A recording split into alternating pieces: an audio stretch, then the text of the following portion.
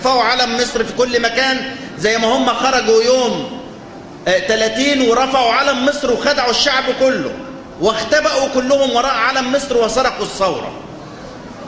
أرجوكم أن تنتبهوا إلى هذا. الخطاب لابد أن يتغير. لن يخرج الشعب المصري معنا إلا إذا ذكرناه بأن ثورة 25 يناير سرقت وعليه أن يخرج ليسترد ثورته.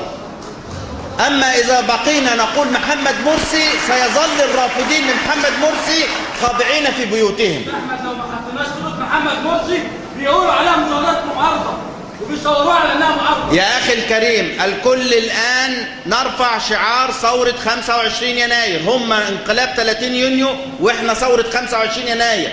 بكده هنكسب الشعب والشعب كله هيخرج ورانا.